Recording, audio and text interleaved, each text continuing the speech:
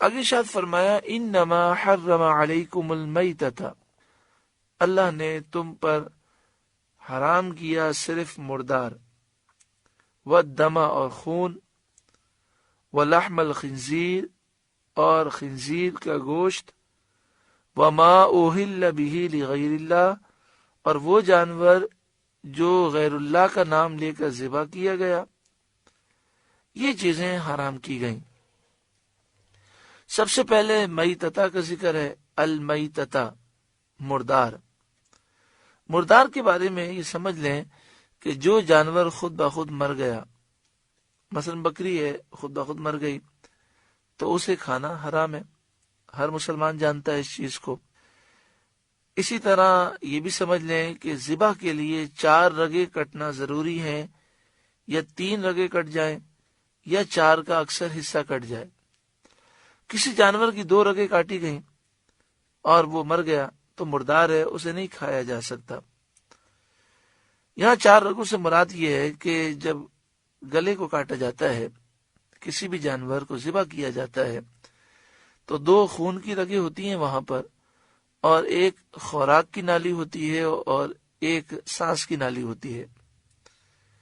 تو سانس کی نالی ایک خوراک غذا کی نالی 2 ہو گئیں، اور 2 خون کی نالیاں رگیں، تو اس طرح یہ 4 رگیں ہوتی ہیں۔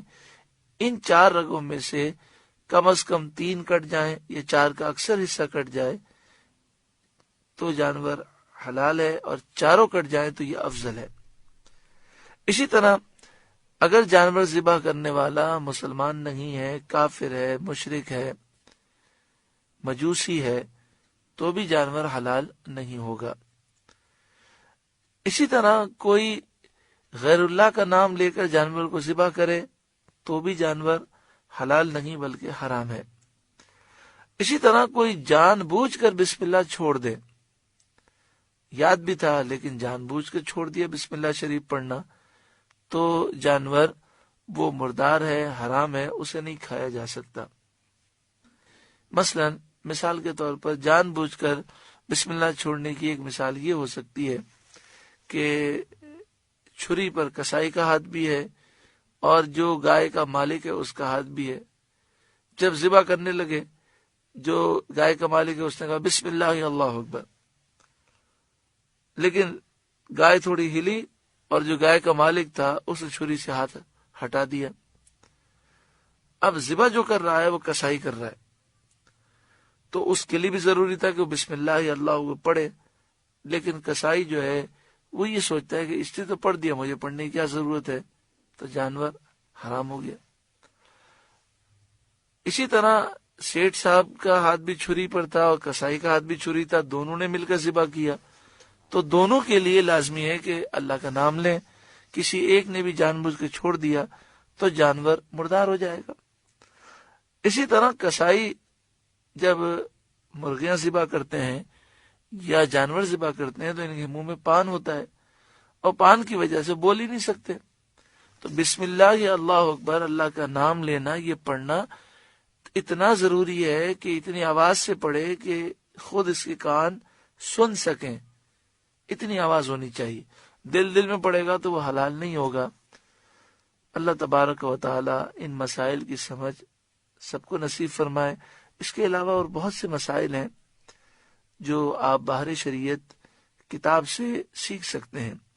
والدم، اور دم سے مراد یہاں پر بہتا خون ہے، رگوں میں جو بہتا خون ہوتا ہے یہ حرام ہے۔ ولحم الخنزیر، سور کا گوشت، خنزیر کا گوشت۔ یہ بات یاد رکھیں کہ خنزیر، سور کے جسم کی ہر چیز یہ حرام ہے اور ناپاک ہے۔ کھال، اس کا گوشت، اس کی چربی، ہر چیز، یہاں تک کہ اس کے بال بھی ناپاک ہیں۔ لیکن یہاں گوشت کا ذکر اس لیے کیا گیا کہ کھانے کی چیز تو عام طور پر گوشت ہوتی ہے۔ وما اوہل بہ لغیر اللہ، اور وہ جانور جو غیر خدا کا نام لے کر ذبح کیا گیا، یعنی جس جانور پر ذبح کے وقت غیر اللہ کا نام لیا گیا تو وہ جانور حرام ہے۔ یہاں پر مردار کا ذکر ہے اور خون کا ذکر ہے، یہ بات یاد رکھیں کہ مچھلی جو ہے اگر شکار کر لی جائے تو اسے بھی ذبح شرعی کرنے کی ضرورت نہیں ہے۔ مچھلی کو اگر دریا سے پکڑ لیا، شکار کر لیا اور پھر باہر آ کر وہ مر گئی ہمارے جال میں، تو اس صورت میں وہ حلال ہے۔ اسی طرح ٹڈی، وہ بظاہر تو کیڑا ہے لیکن نبی کریم صلی اللہ علیہ وآلہ وسلم نے اسے بھی حلال قرار دیا۔ جہاں تک تعلق ہے خون کا، تو کلیجی جو ہے یہ جمع و خون ہے، اسی طرح تلی، ان دونوں چیزوں کو نبی اکرم صلی اللہ علیہ وآلہ وسلم نے حلال قرار دیا۔ ترمذی شریف کتاب الطہارہ الرسول اللہ صلی اللہ علیہ وسلم، باب ما جاء فی ماء البحر انہ طہور۔ حضرت ابو ہریرہ رضی اللہ تعالیٰ عنہ فرماتے ہیں، سال رجل رسول اللہ صلی اللہ علیہ وآلہ وسلم، ایک شخص نے نبی اکرم صلی اللہ علیہ وآلہ وسلم سے پوچھا، فقال یا رسول اللہ، عرض کی یا رسول اللہ صلی اللہ علیہ وآلہ وسلم، انا نرکب البحر، بے شک ہم سمندر میں سوار ہوتے ہیں کشتیوں میں، ونحمل معنا القلیل من الماء، ہمارے پاس تھوڑا سا پانی ہوتا ہے، فَإِن تَوَدَّأْنَا بِهِ عَطِشْنَا، اگر ہم یہ پانی سے وضو کر لیں تو پھر ہمیں پیاس کا مسئلہ ہوتا ہے، أَفَنَتَوَدَّأُ مِن مَاءِ الْبَحْرِ، کیا ہم سمندر کے پانی سے وضو کر سکتے ہیں؟ فقال رسول اللہ صلی اللہ علیہ وسلم، رسول اللہ صلی اللہ علیہ وآلہ وسلم نے ارشاد فرمایا، هو الطہور ماؤہ الحل میتتہ، اس کا پانی پاک ہے، پاک کرنے والا ہے، اور اس کا مردار حلال ہے، یعنی مچھلی حلال ہے۔ اگر مچھلی سمندر میں مر جائے طبعی موت، تو اسے نہیں کھایا جا سکتا۔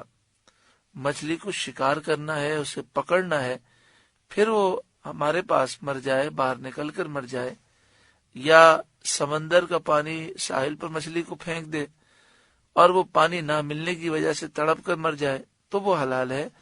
جو بیماری کی وجہ سے طبعی موت مر جائے مچھلی، اس کی پہچان یہ ہوتی ہے کہ پھر وہ دریا میں، سمندر میں الٹا ہو کر وہ تیرتی ہے، یعنی جس طرح عام چیزیں خود بخود تیرتی ہیں اس طرح وہ پانی میں الٹی ہو جاتی ہے اور وہ تیر رہی ہوتی ہے، تو ایسی مری ہوئی مچھلی کھانا منع ہے۔